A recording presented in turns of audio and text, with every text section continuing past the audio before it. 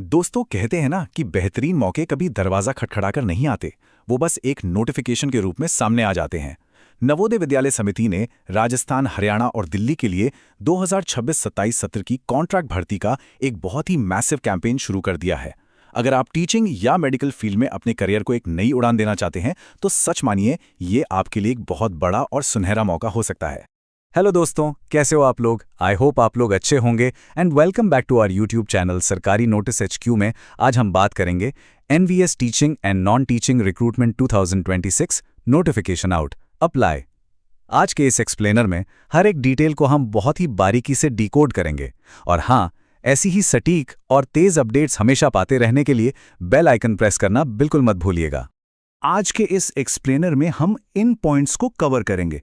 पहले नोटिफिकेशन का ओवरव्यू, फिर सैलरी डिटेल्स, एज लिमिट और एलिजिबिलिटी, पीजीटी, टीजीटी की क्वालिफिकेशंस, स्टेट वाइज वैकेंसीज और लास्ट में सबसे इंपॉर्टेंट अप्लाई करने की डेट्स। चलिए आगे बढ़ते हैं।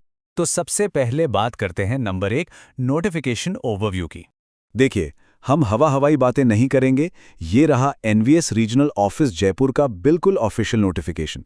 ये क्लियरली कंफर्म करता है कि 2026-27 सेशन के लिए पीजीटी, टीजीटी, स्पेशल एजुकेटर और स्टाफ नर्स के पदों के लिए पैनल तैयार हो रहा है। अगर आप राजस्थान, हरियाणा या दिल्ली के आसपास काम करने का मन बना रहे हैं तो बस अपनी कमर कस लीजिए, क्योंकि ये प्रोसेस बहुत ही फास्ट और ट्रांसपेरेंट होने वाली है। अब आते हैं नंबर 2 पर, सैलरी डिटेल्स। यकीनन ये पार्ट तो सबको पसंद है, राइट? NVS कॉन्ट्रैक्ट पर भी काफ़ी तगड़ी सैलरी दे रहा है।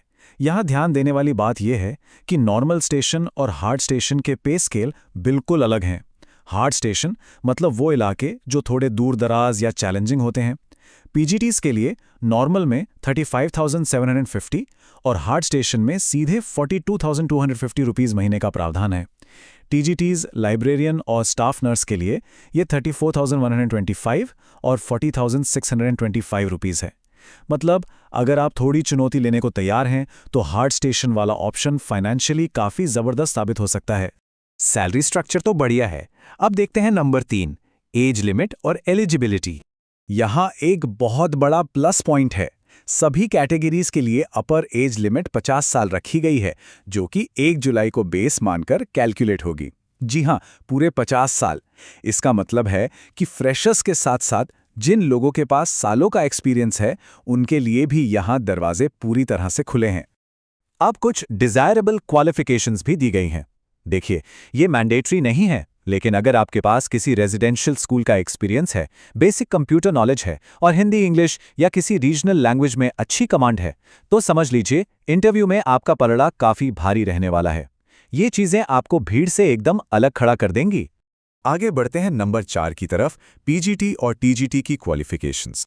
चलिए इसे सिंपल करते हैं। पीजीटी के लिए आपको चाहिए मास्टर्स डिग्री प्लस बीएड और दोनों में मिनिमम 50% मार्क्स। लेकिन टीजीटी वालों, यहां थोड़ा ध्यान दें। बैचलर्स और बीएड के साथ साथ आपका सीटेट पेपर 2 क्लियर होना बिल्कुल मस्ट है। नवोदय समिति इस रूल को लेकर काफी स्ट्रिक्ट है। बिना सीटेट पेपर 2 के टीजीटी के लिए बात नहीं बनेगी। कुछ स्पेशल पोस्ट की बात करें तो टीजीटी स्पेशल एजुकेटर के लिए RCI यानी रिहैबिलिटेशन काउंसिल ऑफ इंडिया में रजिस्ट्रेशन होना एक जरूरी शर्त है। वहीं अगर आप स्टाफ नर्स के लिए अप्लाई कर रहे हैं तो BSc नर्सिंग के साथ साथ किसी 50 बेड वाले हॉस्पिटल में 2.5 साल का प्रैक्टिकल एक्सपीरियंस मांगा गया है।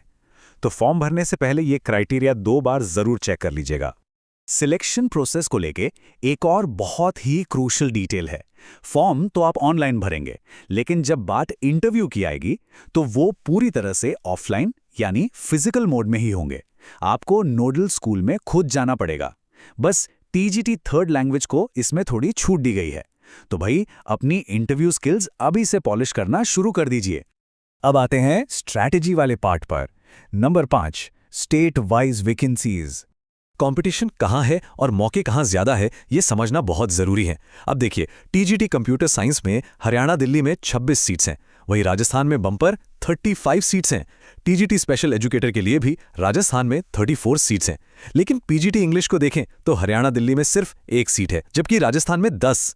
ये डेटा आपको ये डिसाइड करने में मदद करेगा कि आपको किस स्टेट को अपनी प्रायोरिटी बनानी चाहिए। आप चाहें तो यहाँ स्क्रीन को पॉज करके अपने स्पेसिफिक सब्जेक्ट, चाहे वो मैथ्स हो, हिस्ट्री हो या बायोलॉजी की सीट्स डिटेल में चेक कर सकते हैं। याद रखिएगा, आप पहली प्रायोरिटी जिस स्टेट को देंगे उसी के बेसिस पर आपकी मेरिट लिस्ट तैयार होगी और इंटरव्यू कॉल्स डिसाइड होंगे। ज्यादा सीट्स वाले स्टेट को चुनना डेफिनेटली एक स्मार्ट मूव रहेगा। फाइनली सबसे important section number 6, application dates. इन डेट्स को अपने कैलेंडर में अभी मार्क कर लीजिए। ऑनलाइन पोर्टल खुलेगा 3 अप्रैल को और फॉर्म सबमिट करने की लास्ट डेट है 17 अप्रैल 2026। सीरियसली सिर्फ 2 हफ्ते का टाइम दिया गया है। लास्ट मोमेंट पर सर्वर डाउन होने का या वेबसाइट क्रैश होने का रिस्क बिल्कुल मत लीजिएगा। पोर्टल खुलते ही शुरुआती दिनों में अपना फॉर्म निपटा देना ही बेस्ट रहेगा। अप्लाई करने का प्रोसेस बहुत ही सिंपल और स्ट्रेट फॉरवर्ड है। बस नवोदय की ऑफिशियल वेबसाइट navodaya.gov.in या उनके डेडिकेटेड पोर्टल treeschools.in पर जाइए। अपना प्रायोरिटी स्टेट राजस्थान या हरियाणा या दिल्ली सोच समझकर चुनिए और 17 अप्रैल से पहले अपना ऑनलाइन एप्लीकेशन सबमिट कर दीजिए। बस इतना सा काम है।